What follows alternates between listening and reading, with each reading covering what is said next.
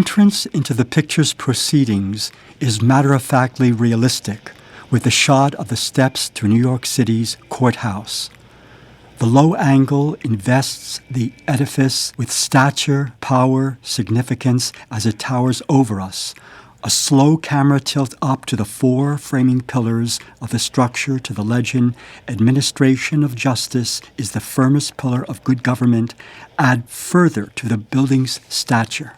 A cut to inside from the foyer's ceiling's chandelier, which matches up with the end of the first shot, we are on top, remember, as well as the reverse rhyming slow camera tilt down, continues the aura of solemnity and formality until the camera begins to record the everyday business of people at the courthouse, rushing here, there, a man checking out a directory, a lawyer being congratulated by his clients, and then the camera continues to move to the door of room 228, where a trial concludes.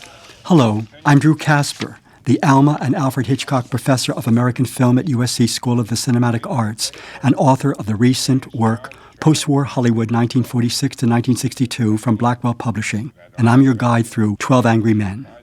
Notice the quotidian nature of the situation in terms of the soundtrack, too. There is no music to introduce the film. No, just the natural sounds of the environment, traffic noise outside the courthouse as well as inside. Notice that this mundane, realistic quality is maintained by the judge's monotone delivery of instructions to the jury. Presumably, he has recited this countless times, and he obviously is bored. The judge doesn't even look at the 12 jurors when he gives them the instructions, and check out later the business of his right hand holding his face up, taking a drink of water, coughing, all of which undermine the solemnity of the final shot. Notice also the quotidian makeup of the jury in that not too generic pan from right to left. Not quite generic, since a right to left pan goes against the way we read in Western civilization, that is, from left to right. Hence, the right to left pan is a stronger movement. Even though a pan we can glean in terms of each actor's business, what their views are in terms of the subject on trial and their duty as jurors. The opening sequence ends with the point of view shot of a defendant looking at the departing jury. Here, too, we can glean each juror's disposition toward the defendant in matter of hand. And then we get a close-up of the blank face of the defendant, a teenager, a racial minority, Puerto Rican, presumably. It is the first time we will see him, and the only time we will see him. This type of shot architecture, the close-up, and the introduction of music, soft, simple, spare, underlines his face. By means of a transitional trope of a slow meditative dissolve in which an oncoming second image bleeds through the departing first image, here an empty jury room appears over the close-up of the defendant, the film turns to the matter at hand. The slow dissolve is a thematically on-the-mark formal device because this jury room and the men who are about to enter will have one and only one thing on their minds: the guilt or non-guilt of this teenager who may or may not have stabbed his father to death. This shot, which will run an amazing 6 minutes and 38 seconds, is one of the most amazing shots in the film, in director Sidney Lumet's solid canon and in all of post-war cinema. It is what is known as a long-take composition in depth. Many planes of the space within the frame, foreground, medium ground, background, are held in place for a long, long time. If the spatial organization changes within the shot, and it does, the change occurs through either movement of the actors or movement of the visual design, the set dressing, the props, the lighting, and with the movement of the camera or the change of the camera lens. There is no cut to a different part of a spatial organization and no cut to a different spatial organization. Once the dissolve is through, the image of the empty jury room beginning to be inhabited provides the backdrop for the credit sequence, which we just saw. Here is an example of a familiar trope of post-war Hollywood cinema: the arrival of the credits after the first sequence, to counter, quite literally, the classic Hollywood style of initial action following the opening credits. Cottoning to all genres, this grab the audience device was determined partly by TV's commercial teaser at the beginning of a 60, 90, 120-minute teleplay. And many teleplays open this way to what? To keep the audience locked in, to have the audience stay. It was usually a scene of import or one of high drama that began the show. afterwards the credits would roll. Oh, it's that one, yeah. Thank you very much. Okay, gentlemen, everybody's here. Now, if there's anything you want, I'll be right outside the door. Just knock. Okay.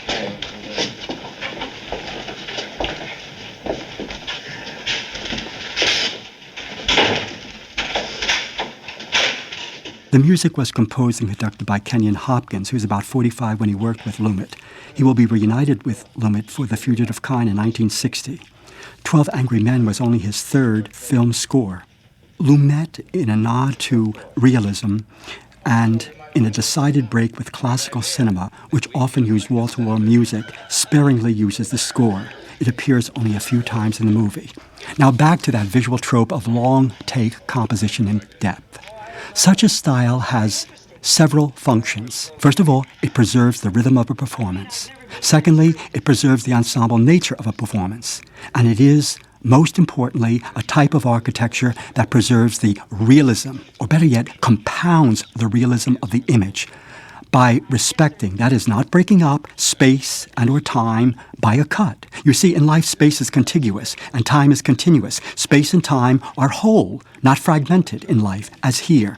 This is a type of architecture experimented with and brought to perfection by directors William Wyler, Orson Welles, and Alfred Hitchcock. Lumet uses this type of architecture almost exclusively throughout the film. Besides the preservation of the performance's rhythm, the preservation of a performance's ensemble nature, and a preservation of realism, this long-take composition in depth is psychologically right for the picture, for it locks the 12 jurymen one with another. Even more, it locks them in this room whereby the pressure of being together, even the claustrophobia of being together, are conveyed. And director Lumet is a director of sharp psychological insight. I figured that's for an assault or burglary. Boy, they can be the dullest. Hey. Is that the Woolworth building? That's right. Isn't that funny? You know, I've lived here all my life. I've never been inside that. You had to sort out all that junk, like that thing with the movies. Yeah, you can say that again. What about that business with the knife? I mean, asking grown-up people to believe that kind of jazz, huh? You would expect that. You know what we're dealing with. Yeah, I guess. Notice all along that though there isn't any action, just the jury assembling in a room, and though there isn't any dialogue, just some casual small talk, there is a great deal of business and gestures that Lumet has given the actors that display a great deal of characterization and distinguishes each character one from another. For example, one juror looks out the window in the beginning, taps his finger as if weighing the matter over in his mind. Another juror has sniffles and is annoyed. This juror is showing a picture. One juror is reading a newspaper. The foreman is banging on the pencil, waiting to begin. He can't wait to begin to get out of here. And of course, one juror is flashing the baseball tickets. That's what is on his mind. So all along, in terms of gestures and business and small talk, the characters are being distinguished one from another. Lumet's camera is slightly high and angled in the beginning of this shot. It still is about high-angled. This gives a sense of being oppressed and restricted, as does the stationary camera, which again is used at the beginning of the shot. Notice the enclosed feeling is exacerbated by the left foreground placement of a fan that comes across larger by being placed in the foreground. When the camera began to move in the shot, it only moved when a juror attempted to turn the fan on and move to the window. Throughout the film, camera movement will be thematically dictated by the movement of the actor. Notice Lumet's staging throughout. By staging, I mean the arrangement of players in relationship to other players, lighting schemes, set dressing, and props. The staging conveys a disparateness. Everyone goes every which way. You analyze the figures, you'll see that was all. I'm telling you, they let those kids run wild up there. Well, maybe it serves them right. You know what I mean? Is everyone here? The old man is inside. Oh, would you knock on the door for him? Yeah. A Yankee fan? No. Notice how the matter-of-fact realism is continued in this first shot, where the group cohere around the table after its initial disparateness. But yet all the group isn't there. at the moment when it is necessary for all to be there. Just as it happens in life, one man must be called away from the window by the foreman, gentleman at the window, while one man is inside the bathroom. Noted by another juror, the old man is inside. Another realistic character detail, old people use bathrooms frequently, and when they use bathrooms, they use it for a long time. Have you noticed that no first or surnames are used for the jurors? No, each juror is distinguished by a number, which is another touch of realism. Jurymen are seen as an impersonal, faceless lot. The source of the movie was a teleplay penned by Reginald Rose and directed by Franklin Schaffner. It aired on CBS TV, Studio One series in 1954. It was the realism of the teleplay, the topical subject matter and its unadorned presentation, as well as its liberal skewing that attracted the fancy of stage and film actor Henry Fonda, who was chiefly responsible for the piece's journey from the small to the big screen. First of all, something about writer Reginald Rose. Reginald Rose was born in 1920 in New York City, where he attended City College. After service in the Army during World War II, he went into TV. His writing was tailored to the new medium of TV. It was topical. It had a social consciousness about it. Sometimes it could be very didactic. It was mildly controversial. He always used indoor settings, and not many of them. He focused on the small but crucial individual moral choices. And also, Reginald Rose wrote realism in that he felt that what was on the TV tube should be a mirror for the people in the room. I mean, they should see themselves, their own characters, their own situations, their own conflicts that they were going through inside the TV tube. You know, so many people, mothers and fathers, aunts and uncles, grandparents, had served on a jury as here. And of course, as far as moral choices go, which all of his teleplays deal with, who hasn't been confronted with moral choices? That's part of living. The last aspect of his writing was that it was economical. Reginald Rose could bring to life characters in few but saliently selected psychological and sociological, revealing words and gestures, actions, and business.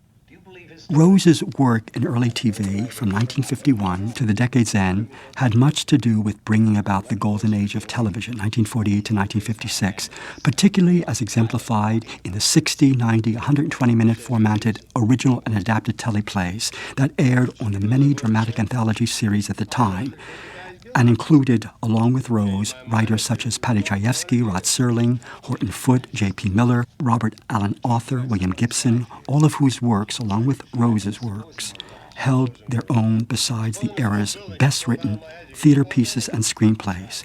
Rose's 12 Angry Men, for which he won an Emmy, was considered his best work.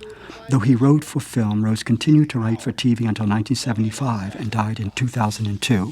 Incidentally, the realism of 12 Angry Men was ensured by the fact that Rose himself had served as a juror, and the experience for him was both excruciating and enlightening. From the stuff of his own experience, he fashioned this piece. After its airing, Fonda contacted Rose about his interest in a film version of the teleplay, in which he would play juror number 8, the contrary one, the piece's voice of conscience, the apostle of liberalism, first heard in his speech about the extenuating circumstances of this kid on trial. He says the kid's been kicked around all of his life. The kid's been born in a slum. The mother and father's been dead since he was 9 years old. He lived a year and a half in an orphanage when his father was serving a jail term for larceny. He went to jail 7 times, the kid. The kid had been beaten by his father since he was 5 and was hit on the head by everybody every day of his life, etc., etc., etc. Enough already. Yeah, it's too much. Too much speechifying, too loaded, too didactic. Rose's writing is flecked with such passages, but only occasionally, thank God, only occasionally, which keeps his writing this side of great. Now, Fonda shopped 12 Angry Men around the major studios. All declined, so he formed his own production company. He called it Orion Nova with writer Reginald Rose to produce, write, and star in the film version of 12 Angry Men. Now, in post-war Hollywood, independent production was the preferred mode of producing, now that the studio system of manufacturing films was dying a slow death.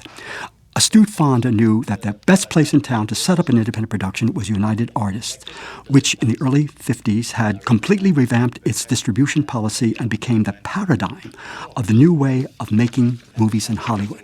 Here's how it went at United Artists. To attract an independent with a package, by package I mean a script and perhaps bankable star or director, and they had a script, they had a bankable star, they will have a director. The UA honchos, Arthur B. Krim and Robert G. Benjamin, offered full financing for a standard distribution fee of 30% of the box office nut. That is the box office gross minus the exhibitor's fee. In the USA, Canada, and England, 40% elsewhere. They also promised a good deal of autonomy, which was given to Fonda and Rose in making this film, and Lumet, which encouraged the personal, and this is a very personal film, and the controversial, and this is a controversial film. Right off, Rose expanded his teleplay, some 45 minutes. In expanding the work, Rose experimented with real time. Have you noticed that the 95 minutes of the running time of this movie is the actual time it takes the jury within the film to reach a decision? Of course, the expansion involved, among other things, the outside and inside courtroom opener, the close on the courtroom steps, plus character adjustment and an overall deepening of the character. For example, that juror number 9, the old man. You know, you take a look at the teleplay, he's very passive. He's not active as in the film version. He seems to be a person who is accepting the fact that he's going to die soon and life is all over for him. Here, he's not that at all. There's still fire in him, and he has a lot more lines. Juror number 1, the foreman, sees the complexity of life in the film version, not in the teleplay. And then the juror number 3, his sadism is only adumbrated in the teleplay. Here, it is foregrounded.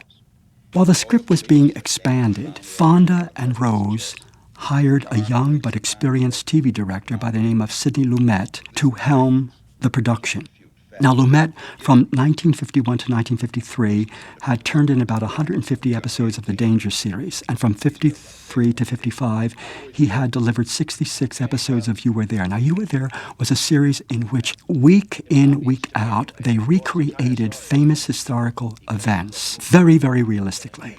Now, Lumet was also involved in many original and adapted teleplays, among them a solid teleplay by Reginald Rose in 1955 called Crime in the Streets, which dealt with the social problem of juvenile delinquency. Crime in the Streets was made into a film in 1956 at Allied Artists, directed by Don Siegel. Now, Lumet also had some stage work under his belt and was known for having a way with actors, and 12 Angry Men was an actor's piece. Lumet, in his stage and TV work, was also known for the realistic treatment of very topical subject matter. Furthermore, Lumet was known to work quickly and inexpensively with no attitude, no fumes, no fuss, no tantrums. And 12 Angry Men was to be a very quick, a very cheap production. It was shot on a New York soundstage in only 20 days for a measly $340,000. In lieu of his usual salary, Fonda chose payment deferred until the grosses rolled in. Consider, the average A film at this time, and this is an A film, would take 4, 5, 6, 7 weeks to shoot, sometimes 8, and cost somewhere between $1.2 to $1.5 million. Since the film was shot in New York City, the New York stage and TV actors would be used to fill the shoes of the jurors. Remember, TV's golden age was epicentered in New York City. That was the center of television at this particular time. And that was the center, of course, New York City, of the theater world. And there was this reciprocal relationship between the talent and craft of Broadway and the talent and craft of TV. So many of these actors who play the jurors come from TV and the stage.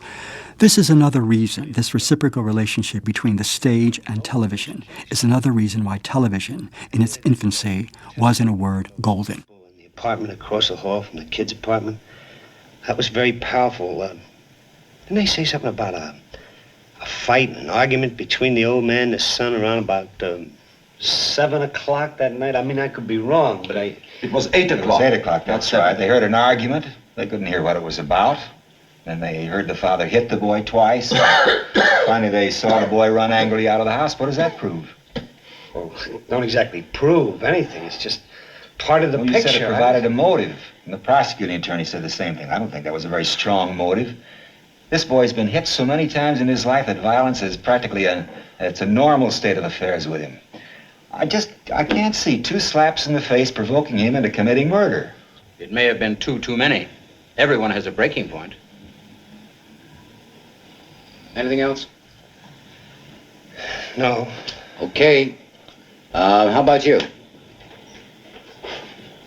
I don't know. It's all been said. You can talk here forever. It's still the same thing. This kid is 5-for-0. Well, look at his record. One chosen to play a juror, juror number 3, was Lee J. Cobb. At juror number 3's first big moment in the piece, director Lumet's framing, staging, and photographing is psychologically accurate. Juror number 3 is expansive at first, as he tells of himself and his father and his son, and Lumet has him walk around the room and captures him in a fairly wide medium shot. And the camera follows him, just as the other jurors follow him inside the frame, and we, the audience, inside the frame, follow. See? The camera's following. It's kind of leisurely. It stops, gives him room. He's got a wide medium shot. Even sits down, shows us a picture of the kid. Okay. As we begin to see and hear, as other members of the jury do, as he unfolds his tale, we realize that juror number 3's behavior to his son has resulted in a dead end, a diminished life, a standoff. And Lumet's composition tells us this. The camera gets closer and closer until we get a static close-up shot of his head held for a long time. And juror number 3, he will have no more movement and no more words. It's as if he's been locked in, imprisoned, and he has been locked in. He has been imprisoned psychologically. Lee J. Cobb was the only other performer, in addition to Henry Fonda, who had been known by the audience. Born in New York City in 1911, he was trained as a, would you believe, violinist, but a broken wrist dashed his musical career. In 1928, he ran away to Hollywood to secure work. Frustrated, he returned to New York and found work in radio drama because of his distinctively deep growl of a voice that had a lacerating effect on the listener. He went on to act on the stage as well as film. In 1935, Cobb joined the leftist agitprop group theater, which also enlisted Sidney Lumet as a child actor. Cobb created the central role of salesman Willie Loman in Arthur Miller's Death of a Salesman in 1949 on Broadway under Elia Kazan's direction. That was his crowning stage achievement. In movies, though, he always found himself on the edges, never central. But the edges of the screen were always galvanized by his electric performance, and he does give an electric performance in 12 Angry Men. One of his first screen roles was as the fierce union racketeer Johnny Friendly in director Elia Kazan's and writer Bud Schulberg's On the Waterfront in 1954, for which he was lauded for his performance. Cobb died while preparing to repeat his role as a Jewish detective in the sequel of The Exorcist in 1976. Cobb's performance as the hot-tempered, shouting tyrant, proud that he started his messenger service business and made it into a success, is ultimately silenced when he realizes at the end that he is using his own son's rejection against the defense, and that moment is riveting. Nobody wants to change. You're doing a beautiful job. Sit down. Yeah, you're doing great. Just great, fella. You stay in there and pitch, you know? All right, let's hear from somebody. Well, if you want me to tell you how I feel about it, it's all right with me. Boy, I don't care what you do. All right, I don't have anything brilliant. I only know as much as you do. According to testimony, the boy looks guilty. Maybe he is. I sat there in court for 6 days listening. E.J. Marshall's turn as juror number 4, as a bespectacled, cultured, educated stockbroker who was very precise and mannered and formal. I mean, he wears his coat and tie throughout the proceedings, despite the heat. And he doesn't perspire. Please notice that. He doesn't perspire. That he goes to movies, that fact warms us to him. That's the only thing that does. He is an arch conservative. And he comes to realize in the course of the deliberation that his vision of life is too narrow. That's another thing about Rose's writing. His characters go through a development. You see, 12 Angry Men is about the development of each and every jury member. The film is really a character study, since the conclusion as to how the jury will vote is really foregone. This is part of the loadedness of the script, part of its liberal bias. E.J. Marshall, who was born in 1910, was a character actor in stage, film, and TV who continued to act until his death in 1998. He was always relied upon to give a very solid performance, usually as a morally indignant man, as here. What's the point of having witnesses at all? Could they be wrong? What are you trying to say? Those people sat on the stand under oath. They're only people. People make mistakes. Could they be wrong? Well, no. I hope you notice how very varied Lumet's staging is. I mean, here in this 5-shot with 2 jurors back to us, and notice how he cuts always a reaction. Reactions are very, very important to Lumet's style. Notice also how realistic the staging is. Juror number 11 just walks out of frame, and over his walk, juror number 3's talk begins. So he overlaps talk with a movement of an actor. How realistic that is. All right, let's talk about it. Let's get it in here and look at it. I'd like to see it again, Mr. Foreman. We all saw what it looks like. Why do we have to see it again? The gentleman has a right to see exhibits and evidence.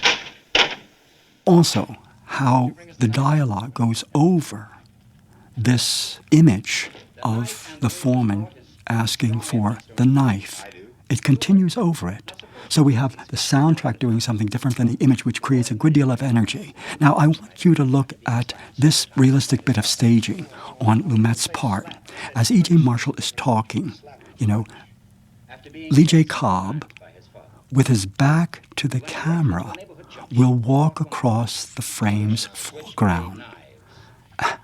And in doing so, he will walk on E.J. Marshall's important lines, which is something that is rarely here. We have it. Look at that.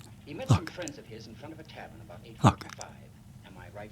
This is something that is rarely done on the stage, rarely done in film, but happens in life all the time. And he just walks out of screen left. And when Lee J. Cobb does this, he blocks out the delivery of E.J. Marshall's dialogue. This is something that is rarely done on the stage or in a movie frame, but is part and parcel of life. And Lumet will continue to have his actors wander in and out of the frame. He will have his actors continue to deliver lines off the camera, as we've seen here, and overlap the dialogue, one on top of another, just as in life. This staging, Lee J. Cobb walking in and out of frame, reveals a character trait, too, of this juror. He's rude, he's solipsistic. He is the center of his world, not somebody else like E.J. Marshall, who's delivering this talk. He doesn't really pay that much attention to him. Notice, too, how E.J. Marshall's talk doesn't stop, even when Lumet will cut to the foreman retrieving one of the exhibits, the knife. He goes on and on and on. So sure of himself is he. Now, though Lumet's long-take composition in depth is the preferred mode of visual structure, he does resort to montage. What do I mean by montage?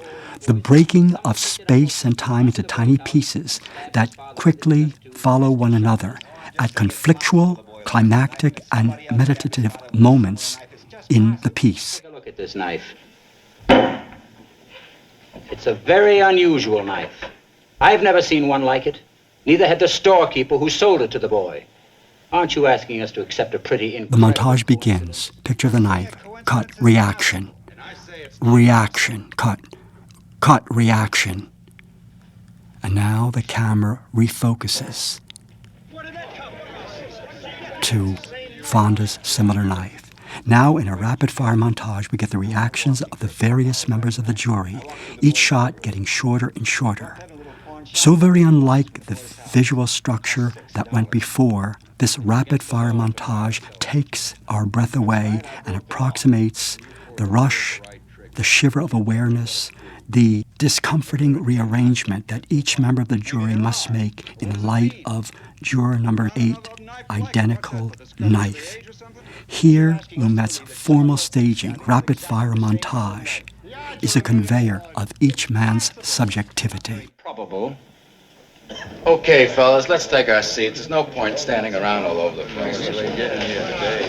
You know, it's interesting that... All the talent involved in making 12 Angry Men were indeed familiar by now with a new type of acting that revolutionized stage acting in the late 40s and film acting in the early 50s. The new type of acting was called the method. It was a popularization of Konstantin Stanislavski's scientific system of behavioral science, which was practiced at the Moscow Art Theater, which he co-founded in 1897. One of the hallmarks of the method was that the actor knew how to be silent. The actor knew how to listen when another actor had the lines. Also, the actor had to be able to react to an action that involved somebody else enacting the action. In other words, the method actor delivered lines, yes, but he listened. The method actor did engage in action, but he also reacted. He's a 15th assistant or something. What does he know about it? Hey, let's hold it down. These side arguments are only slowing us up. Well, what about it? You're the only one.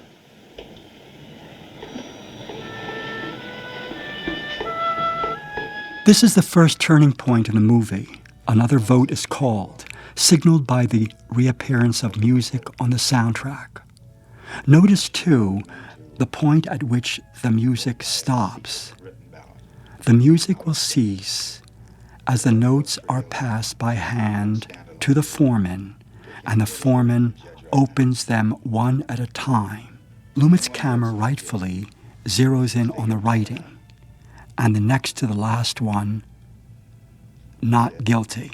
At this point, there is a cutaway to Fonda's face. It is a reaction shot.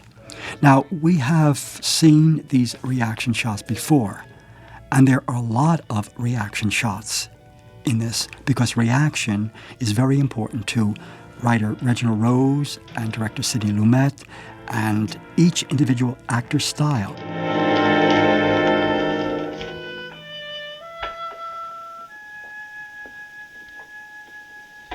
The film, as you can see here, this passing of the notes, all played against the reaction of Henry Fonda. The film is being built. The psychological and sociological insights of the film are being spotlighted. Its meanings are coming through in terms of the actor's delivery of lines, but the actor's listening, in terms of the actor's action as well as reaction.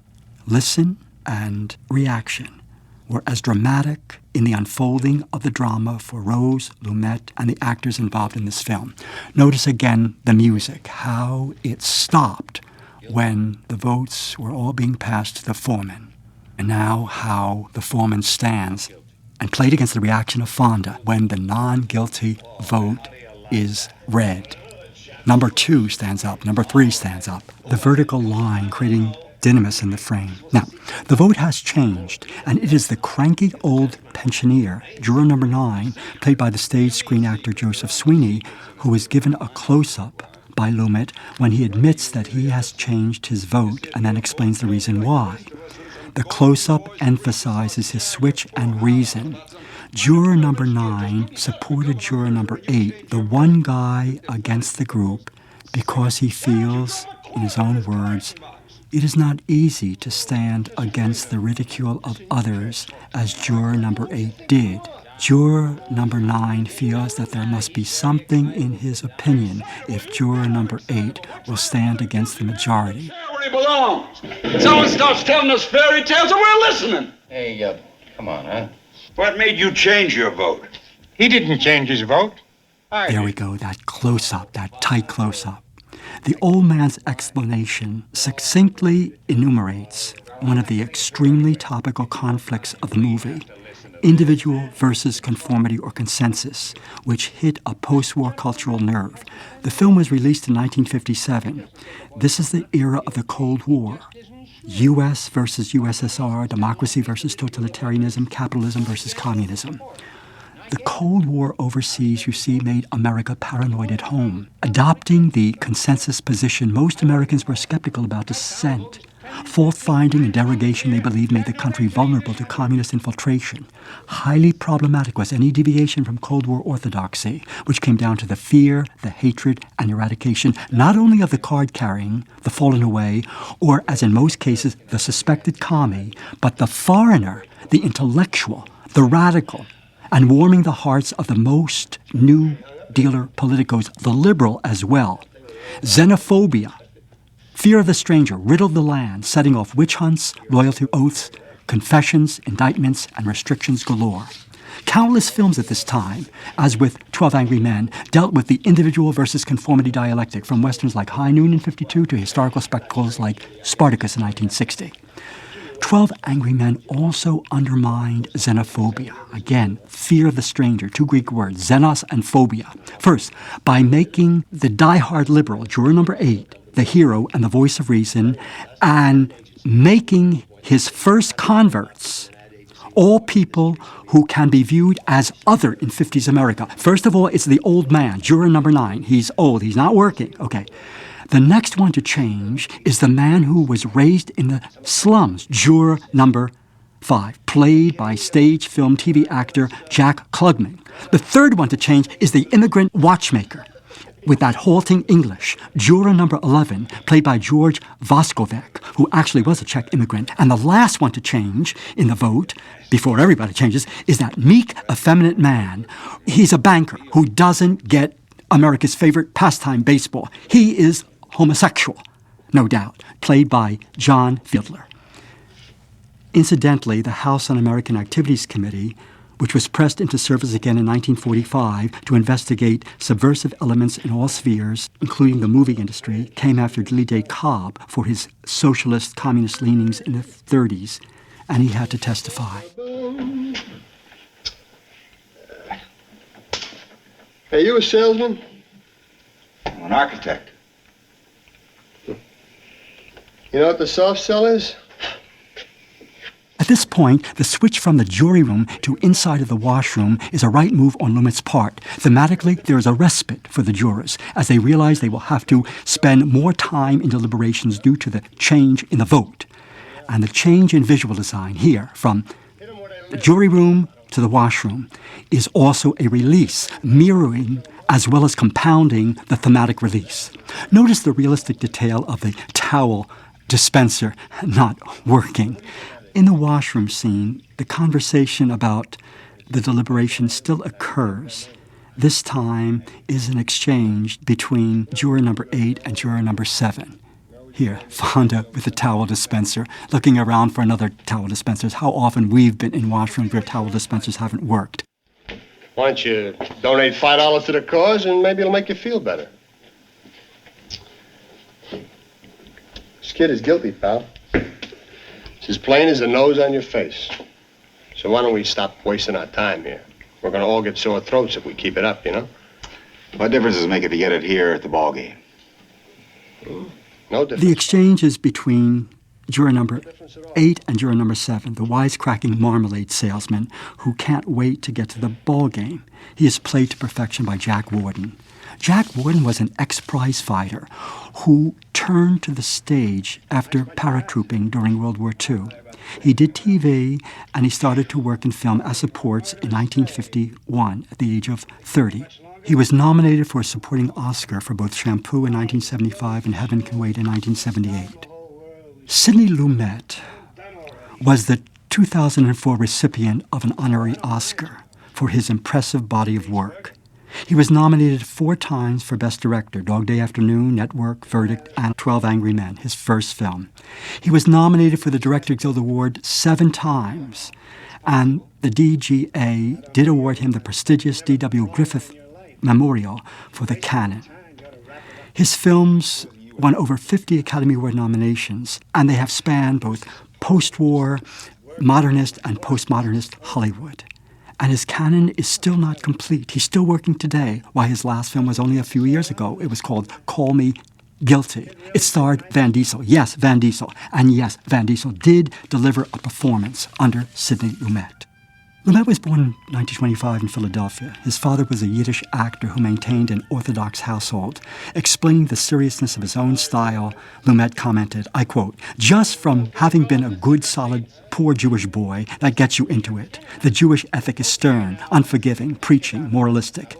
And I guess it starts you thinking like that at an early age, just like being a good Jesuit," unquote. He was a child actor at the Group Theater and the Federal Theater Project. This only exacerbated the seriousness of his style. Remember, the Group Theater and the Federal Theater Project were committed to mounting social conscious dramas. It was an agitprop theater, and often these social conscious dramas were very controversial, screaming at the need to fix things in America. After graduating Columbia University, he served in the United States Army from 42 to 46. After service, he took classes in method acting and formed an off-Broadway stage group, Actors Workshop, on University Place in the Village. His stage work, which ran from 1948 to 1962, included revivals as well as new work, such as Shaw's The Doctor's Dilemma, Eugene O'Neill's Iceman Cometh, to Tennessee Williams' This Property is Condemned. He found stage very different from film. He used the comparison between poetry and prose. Working in the theater was like poetry, in film prose, so therefore it had to be much more concrete, which added to the realism of his style in film. While working on the stage, he began working in TV. And then in 1957, he moved to film with 12 Angry Men. What a movie to come into. Now, when you took a look at his career, it divides roughly into two parts. From 57, 12 Angry Men, to 65, The Hill, Sidney Lumet was master of what critics call the big little film, where TV's influence in the style of the motion picture was felt. Modest budgets, actors rather than stars, emphasis on close-ups, very few sets. It is in this period where he contributed to the style of psychological, sociological realism. More about that later. From 66 with the group to the present day, Sidney Lumet was involved with bigger films, and his style was eclectic. The style was always chosen in regard to the subject matter. Subject matter dictated the style. It's interesting.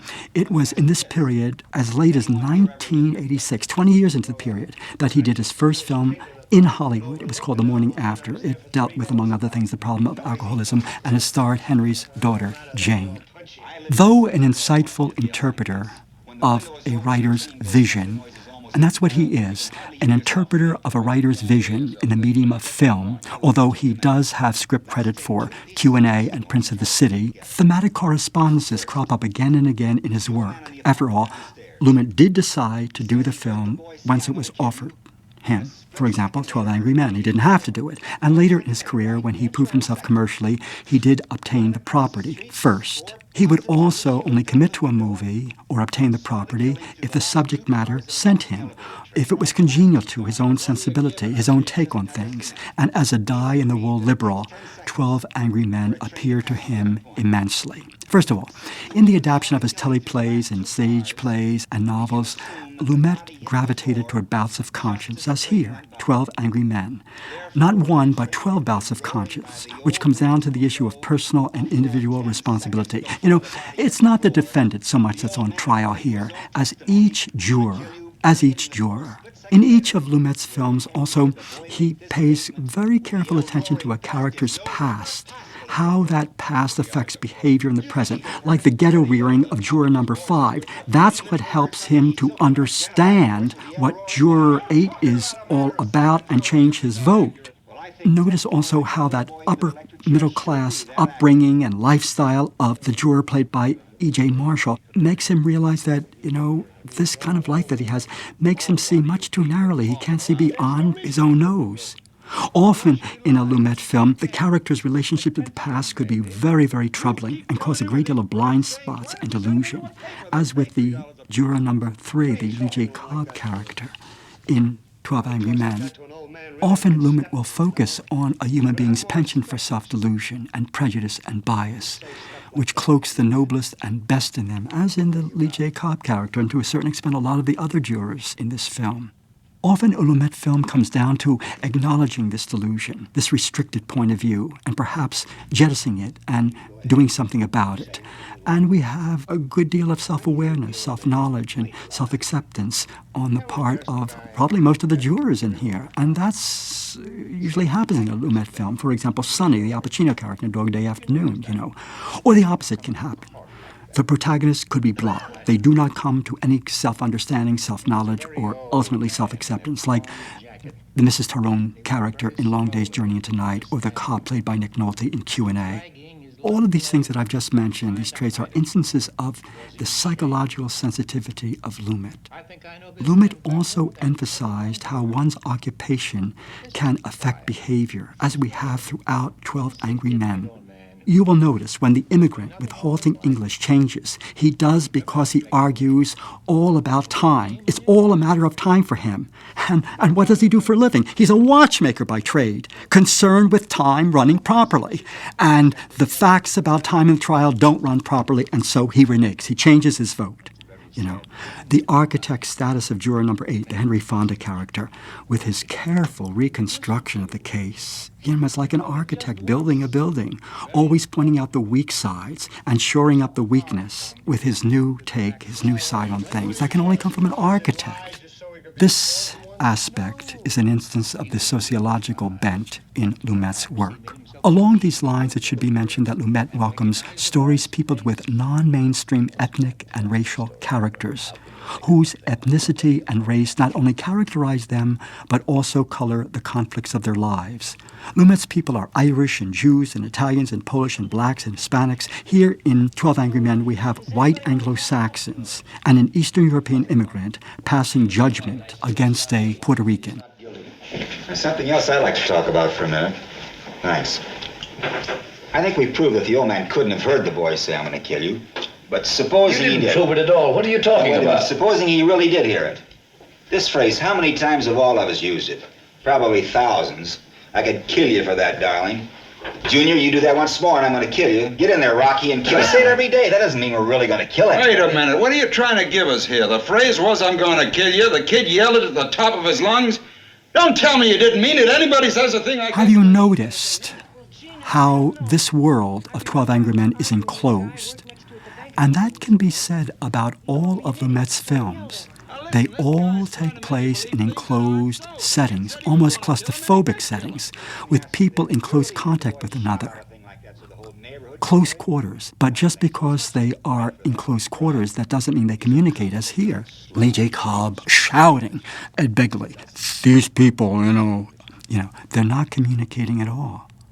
They're clawing at one another." And as a result, a delicious irony arises in this film and in all of Lumet's work. People in an enclosed space being really isolated one from another and resorting to a great deal of verbal and physical violence. I mean, consider the Jesuit boarding house in the film Child's Play, a Harlem pawn shop in a pawnbroker, a North African military prison in The Hill, a 5 and 10 cent store in a southern backwater in Fugitive Kind, a psychiatrist's office in Equus, a bank in Brooklyn in Dog Day Afternoon, a country estate in The Seagull, a narcotic unit of the New York Police Station in Prince of the City, a TV broadcasting station in Network, a group of girls from Vassar, a train in Murder on the Orient Express and in That Kind of Woman, a New York theater in Stage Struck, a high-rise Manhattan penthouse in the Anderson tapes, and here a jury room. This state of affairs accounts for a plethora of wordless sequences in his work. Lastly, I should say that Lumet's work, his people, their situations, their conflicts, are reality-based. They and their situations and conflicts are recognizably ours. As far as formalities go, Lumet, trained in the method and coming as he did from the stage, is very careful director of actors, resulting in a high level of performances in his work. As here, so many actors in Lumet's work have won Oscars and or nominations, and so many actors, when they get in a Lumet script, they want to work with Lumet. If we go deeper... Come on, will you? There is a question I would like to ask. Let us assume that the boy really did commit the murder. Now, this happened at 10 minutes after 12. Now, how was he caught by the police? He came back home at 3 o'clock or so, and he was captured by 2 detectives in the hallway of his house. Now, my question is, if he really had killed his father, why would he come back home 3 hours later? Wouldn't he be afraid of being caught? Came home to get his knife. It's not nice. How did he work with actors? Well, he insisted, as he did from the very beginning with 12 Angry Men, on a 2-week rehearsal before production began. And he got it. And this is more than most directors want or have. Now, it's hard to believe that 12 Angry Men, since it's so seamlessly put together, was shot out of sequence, and it was. However, Lumet held for a complete run-through before the production began. Now, Lumet doesn't control his actors by telling them to do this and that. No, he discusses with them, first of all, about the character, about why they are playing the character, why they want to play the character. And they don't have a desire to play the character. He tries to elicit this desire. He does this along with the writer is there. He talks about the character's relationship with the actor and writer, to the context, to the entire film, its meanings, and then he lets the actor bring the character to life from the materials of his own life. He talks about emotive memory. If you're playing anger in this piece, Lumet would say, well, think of in your own life when you were angry. What did you do with your hands? What did you do with your feet? What did you do with your head? Remember that. Bring those structures and materials up to play this angry actor.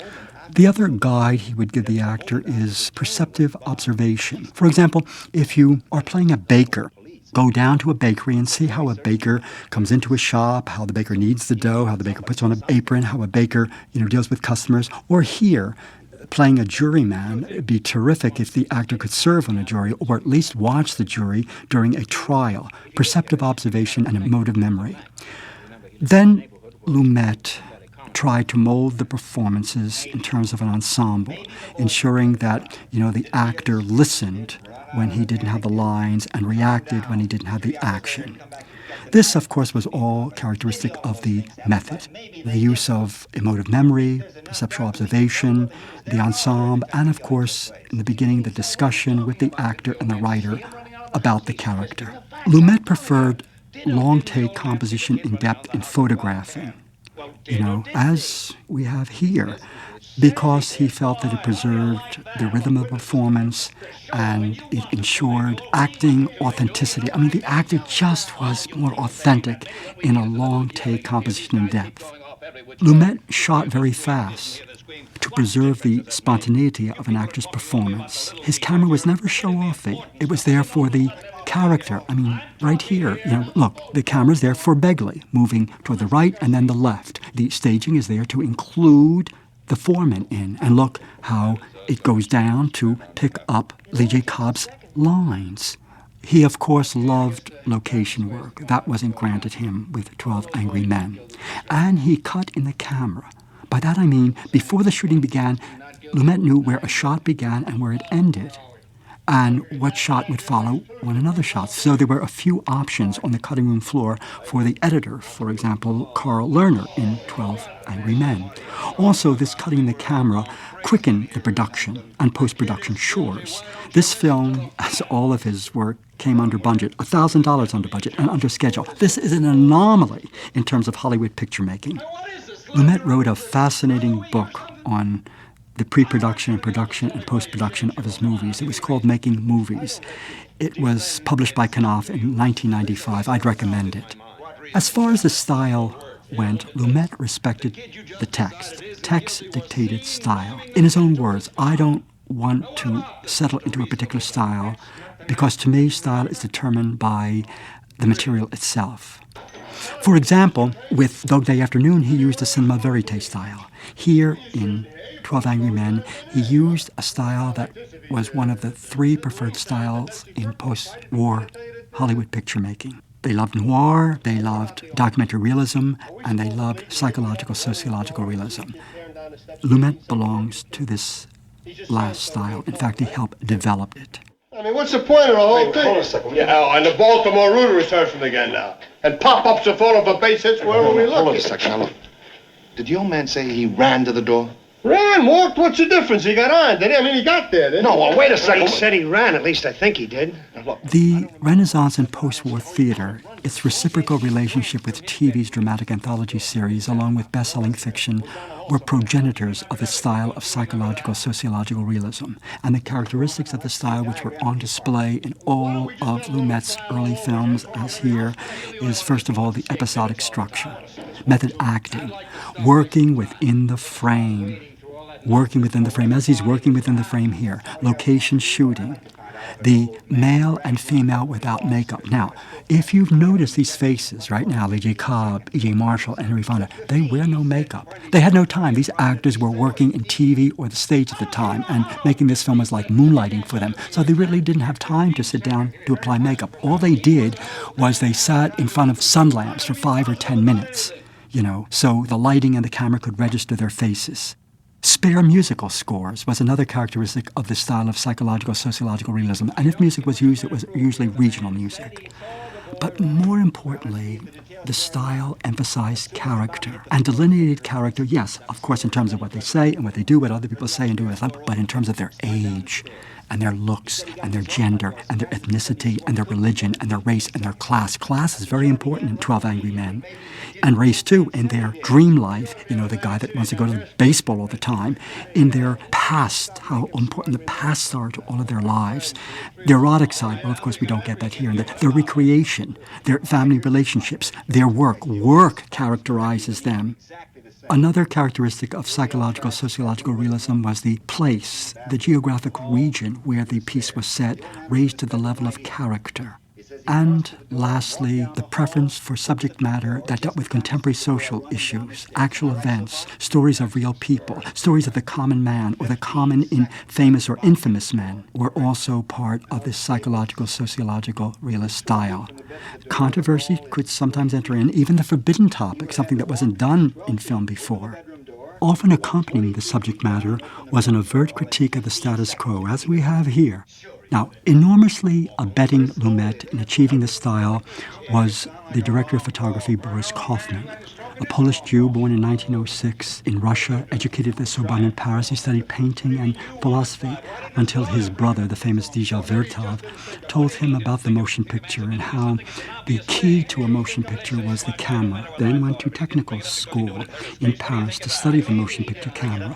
And he was able to work with a genius of early French cinema who died too young, Jean Vigo, in both La Talente and Zéro de Conduit.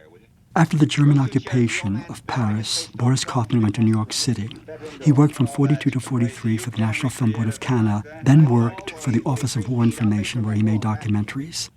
Kaufman was a master of black and white photography, for which he won an Academy Award for his first film. It was Elia Kazan's On the Waterfront in 1954.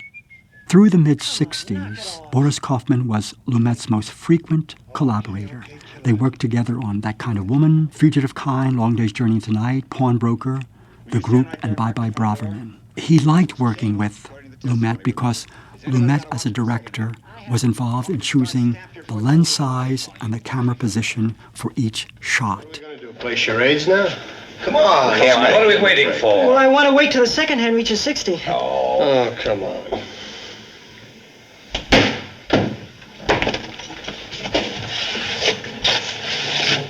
Come on, speed it up. He walked twice as fast as that. If you want me to walk faster than that, I will.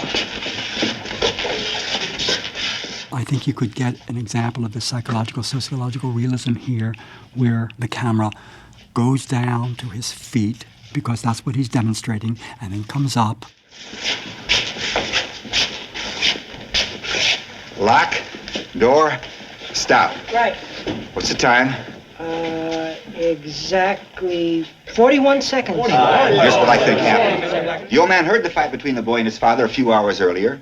Then when he's lying in his bed, he heard a body hit the floor in the boy's apartment, heard the woman scream from across the street, got to his front door as fast as he could, heard somebody racing down the stairs, and assumed it was the boy. I want you to look at this thematic, astute composition of Lumet and Kaufman that pits juror number 3, the Lee J. Cobb character, against juror number 8, Fonda. Look at this. One on one side with the jury in between, okay, here. They're all listening to him. He's at the top, in the background, in the center. He's the control, okay? Juror number 3, and all the other jurors are listening to him, pitted against Fonda, with some of the people behind him, one against the other, in this montage. And notice both of them are given the same type of architecture, medium shot and now a close-up. So he doesn't belittle the antagonist, Lumet or Kaufman, at all, but he gives him the same type of architecture as the protagonist. You don't really mean you'll kill me, do you?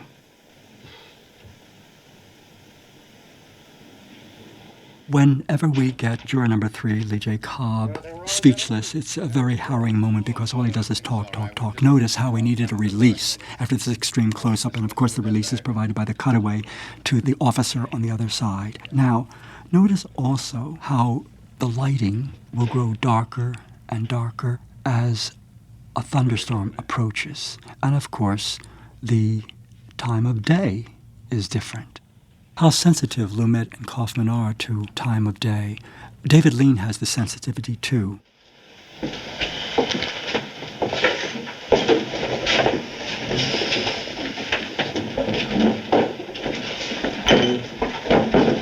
The foreigner, juror number 11, is now about to make a speech about democracy. Another one of these self-conscious didactic passages that Fleck Rose's writing and keeps it this side of paradise. It is character motivated, however. After all, juror number 11 is an Eastern European immigrant, proud to be an American. Juror number 11 has had a first-hand experience of a totalitarian system of communism. That's why he emigrated to the United States, and that's why he's glad to be here. The speech is another nod to the Cold War climate, which indeed did determine the thrust and meanings in this film. It's so heartening listening to this in this day and age when so many people and so many American films slam America. It's very heartening to know that in the post-war period there was a whole different attitude toward America. If nobody else has an idea, I might have a cutie here. I mean, I haven't given it much thought, but let's throw it out on the stoop. Please note something that I'm going to make a big case of later on in this visual analysis. Please notice the table at which the jurors are. It is never placed right on. It's always set diagonally, and you never really see the whole table. I'll come to that. Also, another piece of decor that I'm going to pay a lot of attention to are windows, okay? There are 4 windows here. We are about to get another rapid-fire montage. At this point, a climactic moment. Here, the calling for another vote. Climactic in the sense that the vote has changed. Notice also the perspiration in terms of the shirts and the faces. I mean, the day is wearing on, and it's getting hotter and hotter. And this is seen in the makeup. Okay, anyhow, this rapid-fire montage is different than the first one we saw before in terms of the vote. Here it is verbal, and it is interspersed, this montage, with repeated shots of Fonda's reaction. Reaction, so important. Notice also in each cut, the staging is a little different, again, which creates a dynamis, an energy in the frame. Although they're all seated at the table, and though it's the same size of architecture, medium close-up, it's slightly different. It's slightly different. Number 7. Guilty. Number 8. Not guilty. Number 9. Not guilty. Number 10. Guilty. Number 11. Not guilty. Number 12. Number 12. Guilty. The one-room set with the adjacent bathroom, about the size of a hotel room, was created by art director Robert Markel. And it's a model of verisimilitude and spareness. Although not location, which is characteristic of the psychological, sociological realism, the set is one of verisimilitude. It's one of those public functions rooms that we hope we're never in. The characters are there usually around the table. So we have table, we have chairs, we have an electric fan in a corner wall, which we saw at the very beginning. There's a bench along another wall. There's a coat rack. There's a water cooler in the corner, which we've already seen people use. There is a small desk, which we will see when one of the jurors, very disgraced, will take refuge there. There are a couple of sinks and a couple of towel racks in the washroom and the connecting door between the jury and the washroom. And then the door with the corridor outside and 4 windows. It's gonna rain. Well, how'd you figure that out, killer? How come you changed your vote? Well, it just seemed to me there was room for doubt. You haven't got a leg to stand on, you know that, I hope. Here is a scene, quiet one, that is played before the windows, but we don't see the windows as we have seen them before, the camera perspective is different. The camera is outside looking in. We don't see the windows, but we know that they are there.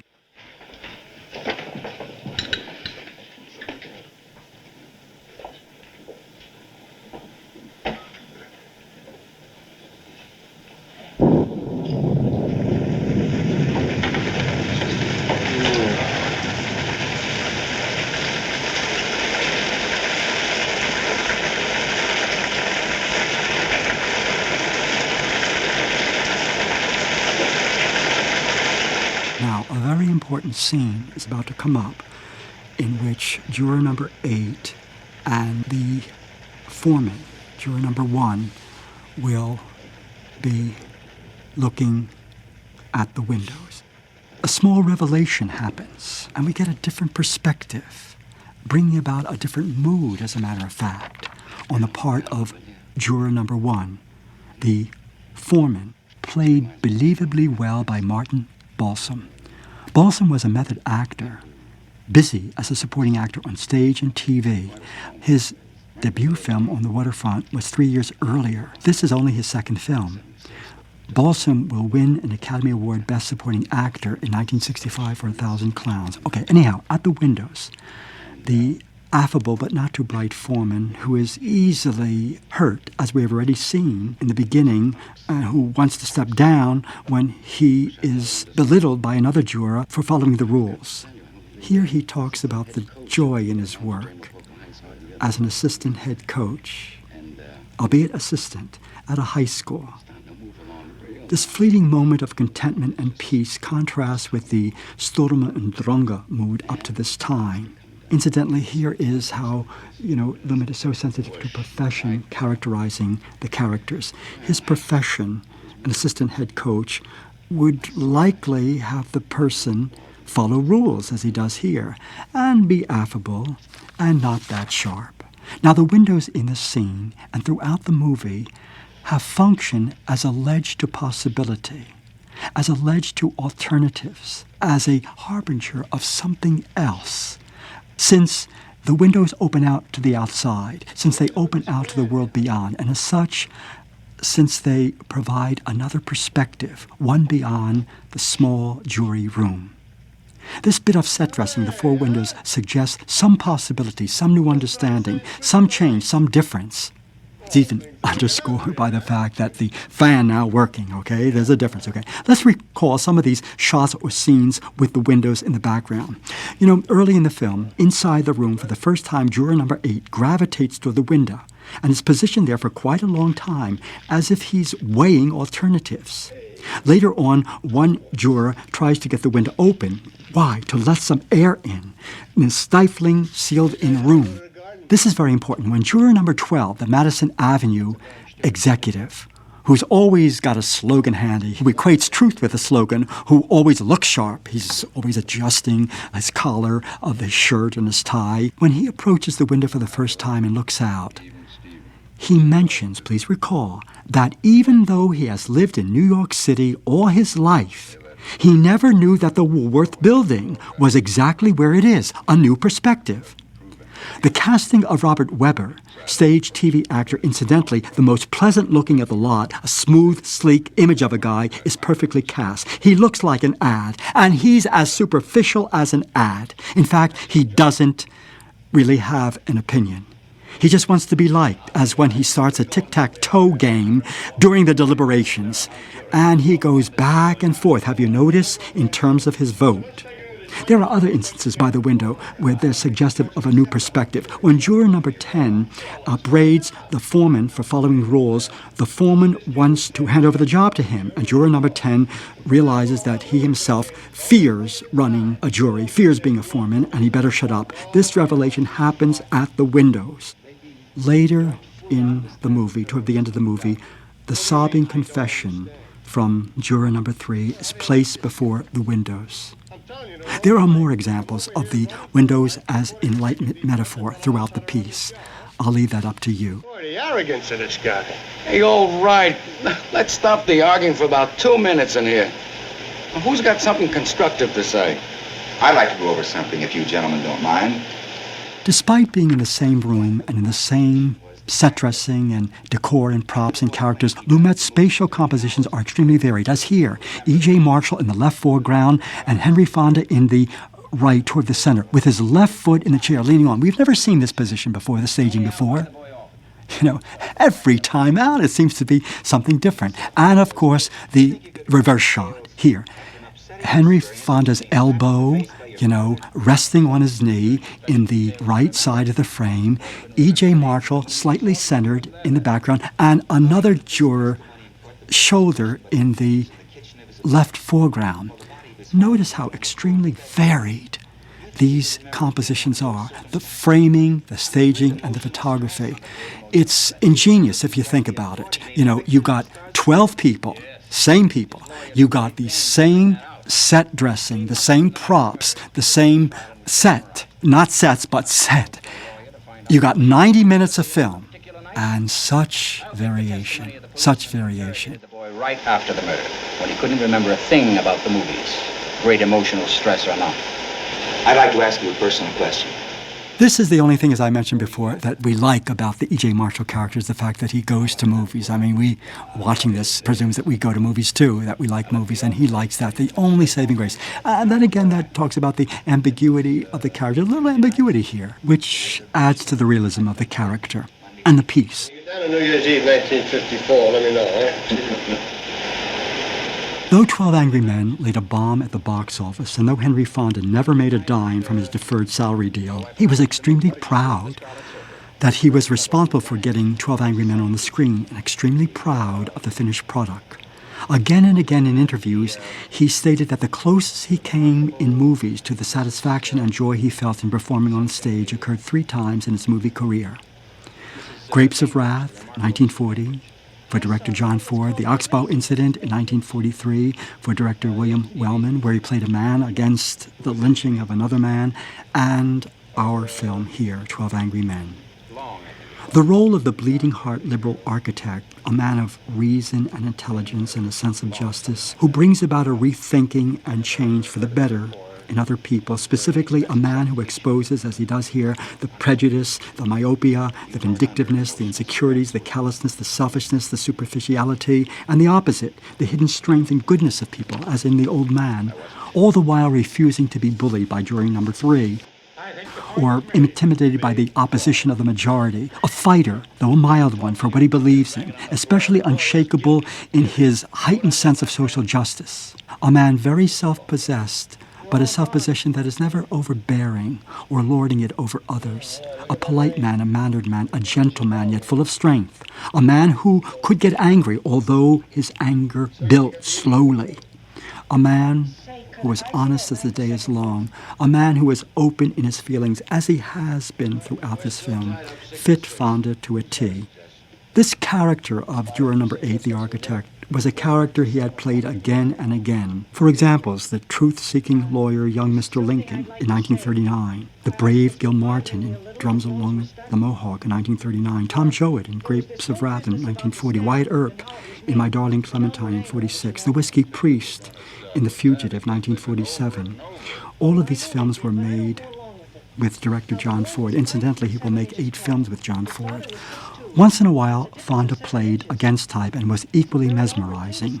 Even for Ford, in the film Fort Apache, 1947, Fonda plays an intransigent martinet commander of the fort, in a very anti-type role. So too for Otto Preminger in Advising Consent in 1962. He's a dishonest lawman, and his villainy is really intense in Sergio Leone's Once Upon a Time in the West in 1969. He's also pretty vile in Joseph Mankiewicz's There Was a Crooked Man in 1970. Fonda was born in 1905, so he's 52 when he essayed the role of juror number 8. He was born in Grand Island, Nebraska, of Dutch ancestry, where his father ran a printing shop. Dropping out after his sophomore year of the University of Minnesota's journalism track, he took a job as an office boy at the Omaha Credit Company. The seeds of his vocation were sown when he joined up with a community theater group in 1925 called the Omaha Community Playhouse, where for 3 years he was one of the actors in their plays and a manager's assistant. Next up was the University Players Group in Falmouth, Massachusetts, which he joined in 1928. Here, his vocation began to blossom. It was here, too, in Falmouth, Massachusetts, that he met his first wife, actress Margaret Sullivan, and his lifelong best friend, actor James Stewart, a friendship that even their opposite political ideologies couldn't undermine. Here also he met future director Josh Logan, who would direct him in his most successful and memorable stint on the boards as Mr. Roberts. Radio in New York City followed, and then Broadway, where it was producer Leonard Sillman's production of New Faces in 1934, where he moved from the edges of the stage to the center. He did a series of comic skits with Imogen Coco in this review, and that put him on the map. But it was his lead in the Broadway show written by Mark Connelly called The Farmer Takes a Wife, as Farmer Dan Harrow, that got him to Hollywood. The picture was made at Fox. He had a contract with independent producer Walter Wanger then, a contract that Fox actually took over in 1939. During World War II, Fonda enlisted in the Navy. Though assigned to do training films, he asked for active duty. So he was commissioned and served in the Pacific as an assistant operations and air combat intelligence officer, and became a lieutenant. He was Bronze Starred and given the Presidential Citation. Post-war, his 3-year stint, 1948 to 1951, as Mr. Roberts on Broadway, which eerily mirrored his real-life Navy experience, was a remarkable achievement that he was able to commit to film in 1955. Point of No Return, The Caine Mutiny Court-Martial, in which he played the Jewish defense lawyer Barney Greenwald. Two for the Seesaw, in which he was this married wasp from Nebraska in love with this Jewish kook. Critics' Choice, Generation, a revival of The Front Page, Clarence Darrow, a one-man show, and First Monday in October were stage highlights. Just a note, Edward Albee wrote Who's Afraid of Virginia Woolf for Henry Fonda. The role of the history professor George was his. Albee sent it to Fonda's agent. Agent didn't even give it to Fonda. He thought that this was so contemptible, this kind of material. Of course, when Fonda found out, Fonda fired the agent. Now listen. Guilty or not guilty? I told you. Not guilty. Why? Look, I don't have to... You do have to. Say it. Why? I don't think he's guilty.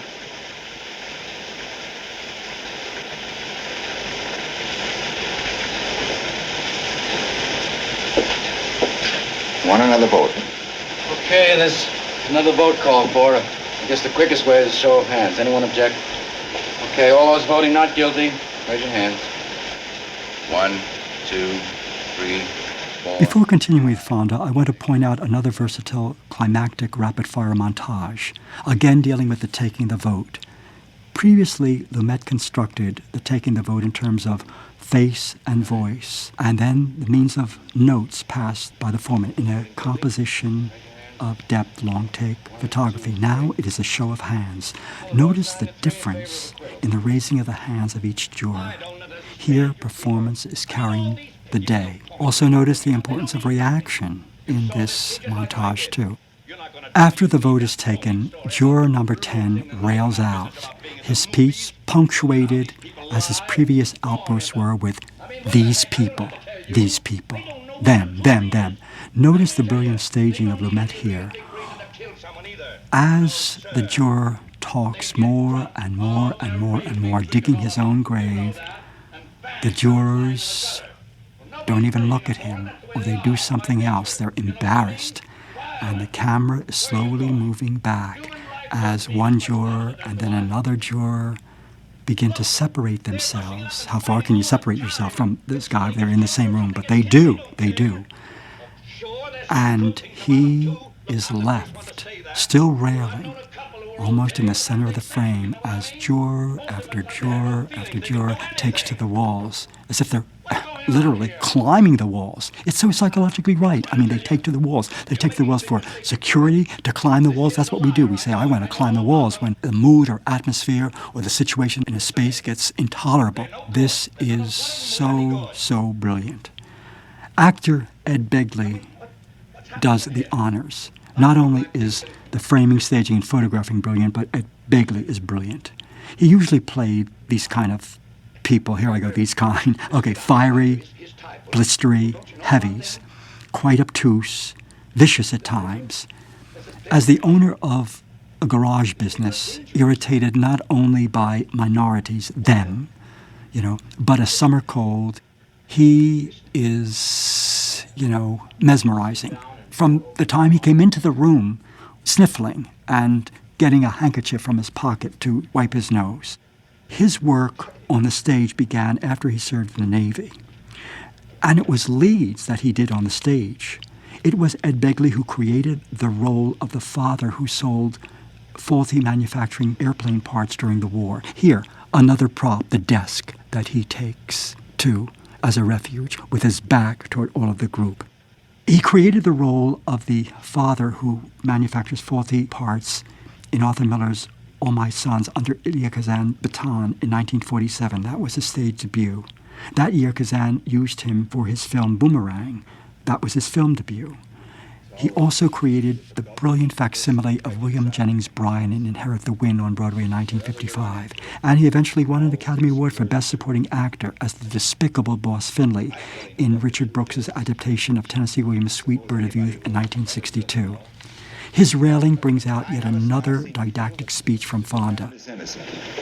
But we're just gambling on probabilities. Here we go. This one about prejudice, how it obscures truth, etc., etc., etc. And the camera zeroes in to emphasize this.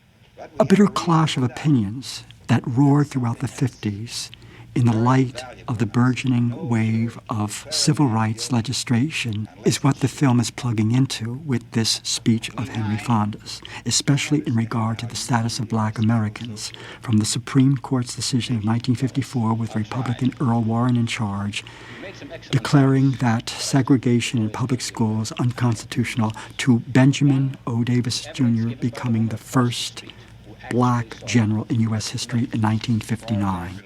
Please note, though Fonda gave the last speech, the speeches, the so-called speeches, are also given to other members of the cast. For example, the old man had one, the immigrant had one.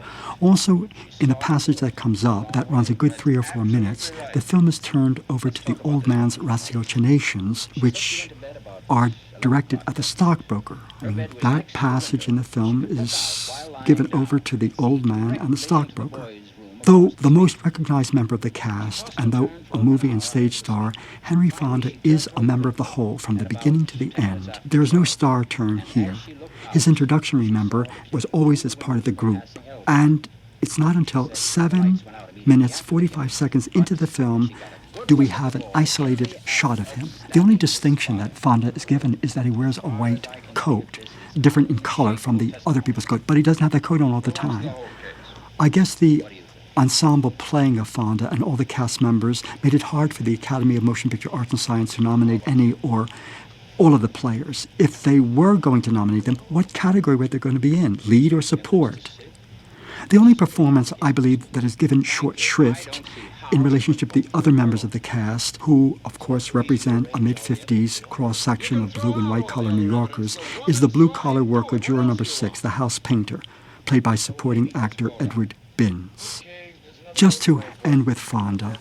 Fonda continued to do stage and TV work during the 50s and 60s, with an occasional movie here and there. Most memorable was for Hitchcock, The Wrong Man in 56, and King Vidor, where he played the philosophic Pierre in War and Peace. That was in 1956. He's awfully good in Franklin Schaffner's The Best Man as the presidential candidate in 1964. Fonda would have had a much more significant 50s and 60s film career had he not devoted so much time to the stage. He was married 5 times. His second marriage to Frances Seymour Bracco from 36 to 50, who committed suicide at a rest home after suffering mental collapse, yielded 2 children, both actors, Jane, born in 1937, and Peter, born in 1939. In real life, Fonda was a very self-conscious, shy man, finicky, hard man. Acting was a safety valve for him, a needed reality. A left-leaning Democrat all of his life, he was also a member of the American Civil Liberties Union. He received the prestigious American Film Institute Award in 1978. The Kennedy Center honors were his in 1979, and an honorary Oscar in 1980 after many nominations. But then, in 1981, he was given the Best Actor Award for On Golden Pond, the last film he made before his death in 1982. Thank you. Now then, I'm sure you'll pardon me for this, but I was wondering why you're rubbing your nose like that. Oh, come on, will you? At this point, I happen to be talking to the gentleman sitting next to you. Now, why were you rubbing your nose like that? Well, if it's any of your business, I was rubbing it because it bothers me a little. The title bothered me at first, 12 Angry Men. Then I gave it some thought. What we have is 11 jurors who are angry at being unable to take the easy way out by relying on their preconceived, entrenched notions. They go up against a 12th juror who is upset and angry at times at finding himself in the company of such men. As far as the genre goes, 12 Angry Men is a courtroom drama, a spin-off of the social problem film. Usually involves a crime, usually a murder, to unleash a character-revealing debate from all sides about the negative and harmful societal conditions or attitudes that brought about this crime. The courtroom drama was structured in terms of preparation for the trial itself, the verdict, which is the climax, and the aftermath.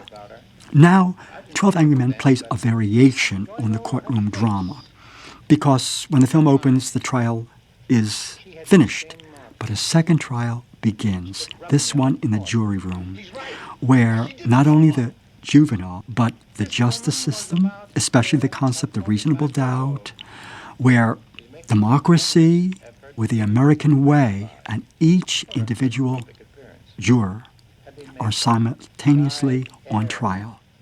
As far as the juvenile goes, we're not quite sure, even at the end of the piece, whether he is guilty or innocent. But what we are sure of is that the jury system, the American way, the concept of reasonable doubt is viable.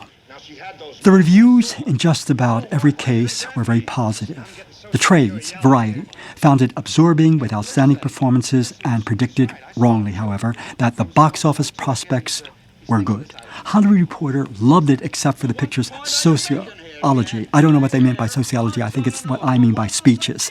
A.H. Weiler of the New York Times saw it as an incisively revealing piece, taut, absorbing, and compelling. Time magazine cheered, stating it was a cross between Aeschylus and Agatha Christie. I love that. One review from a lawyer did bring up that the most dramatic event of the film, when the architect shows a knife to his fellow jurors and helps to convince them of the defendant's innocence, is misleading and unreal. Jurors cannot bring their own evidence into the jury room, the reviewer wrote. They are forbidden to do so. The review went on to state that a good consultant and a minor rewrite could turn this film into a brilliant and realistic portrait of the jury at work. Rose and Lumet and Fonda wanted their film to be given special handling, as UA did with Marty in 1955, which garnered a rewarding box office as well as 4 major Academy Awards, picture, director, script, and actor. What was the special handling? Well, they placed it in a downtown art house, and Marty played for a long time and so built up word of mouth before its semi-wide, never extremely wide, but semi-wide release. But this was not to happen for 12 Angry Men. The low circuit flipped over the drama when it was previewed, and they wanted to go wide with it in all of their flagship theaters, and it was going to be an Easter release. Now, Benjamin Krim, those honchos at UA, were flattered, and they told Rose and Lumet and Fonda just to sit back and watch the money come rolling in. In New York City, for example, it opened at Lowe's Big Movie Palace on Broadway, the Capitol Theater. The Capitol Theater had 4,600 seats.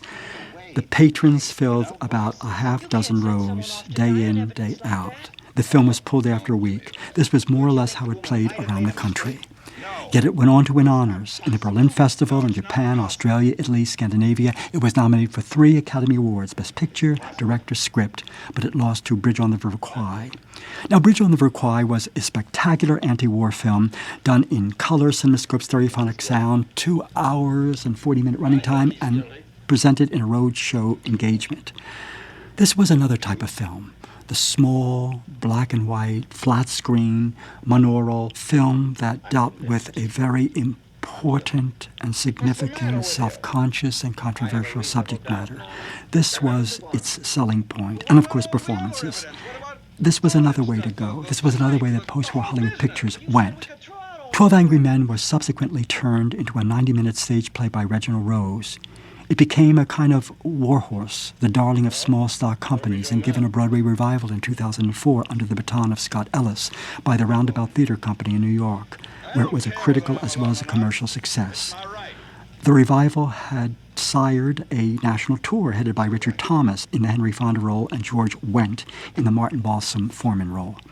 In 1997, cable TV's Showtime did a version, directed by William Friedkin of Exorcist fame, starring Jack Lemmon in the Henry Fonda role and George C. Scott in the Lee J. Cobb role. In this revision, Rose updated a few of the subplots and went into a racial mix of jurors, 4 blacks and 1 Hispanic among the whites. As a matter of fact, 1 black, an actor by the name of Mike Kelty Williamson, as juror number 10, played a Nation of Islam type character who is a racist. Courtroom, but I mean everything says he's guilty. What do you think? I'm an idiot or something? Why don't you take that stuff about the old man who lived there and heard everything? Or this business about... Notice Lee J. Cobb's big moment is played against the windows. Again, it will, this railing inaugurates the beginning of his recognition and ultimate transformation. I didn't say anything about the rain, but of course the rain has always been a metaphor for purification, renewal, growth, difference, relief, release. As it is giving release from this hot day, so it's suggestive here of the release of all of these jurors from their entrenched, preconceived biases into a different perspective about this defendant. And in so doing, of course, we see the justice system, the concept of reasonable doubt, the American way in democracy fully enact. I'm telling you, I've got all the facts here. Here. Well, that's it. That's the whole case. And here, flinging this wallet where the picture of his son and himself comes out, which he showed at the beginning, is the beginning of the end for him. Notice how this scene also is played against reactions of the jurors as they don't really say anything. Although he asks them to say anything, they don't say anything, and he has to start up again and again and again and again. And then the second look, he realizes that he's using what has happened with his son with his decision about the juvenile.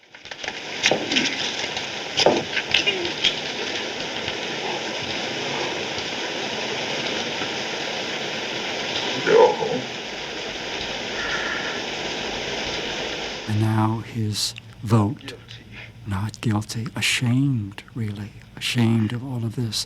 He can't even hold his head up. So psychologically right, he can't hold his head up and he cries. He's ashamed of crying, into his arms.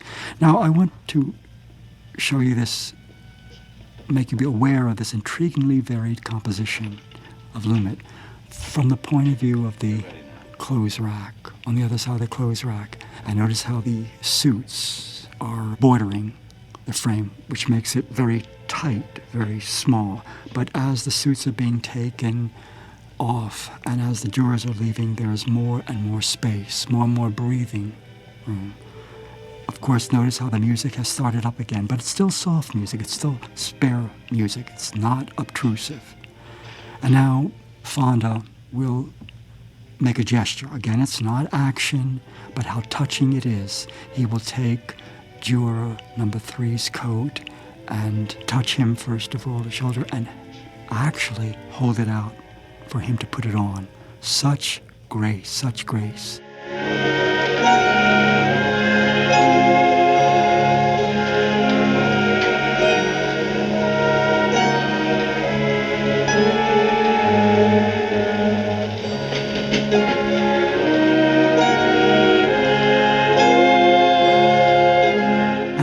Another intriguing thing that happens in terms of the staging. The pan over the debris on the table. Now, I mentioned before the table was never seen head on, was never seen at a vertical or a horizontal. It was always diagonal, always diagonal. And now Fonda takes a look at the table. So that shot of the table is motivated by Fonda's point of view here. Over the debris, the cigarette and ashtray, the pad and pencil, the newspaper, and now the slow dissolve, the symmetry of Lumet and Rose's style, the slow dissolve that got us into the jury room, takes us out of the jury room, into the courthouse outside. And again, a rhyming shot. We entered the film through the courthouse steps, and now we will exit the film through the courthouse steps. And now another touching moment, the exchange of names. Notice surnames, not first names. Well, so long. Now, a tilt down. Just as they say goodbye to one another, I must say goodbye. 12 Angry Men was a significant cultural metaphor of post-war America, a shining example of post-war Hollywood that broke with the paradigms of classicism. I am proud to be part of this elucidation. Thank you for listening.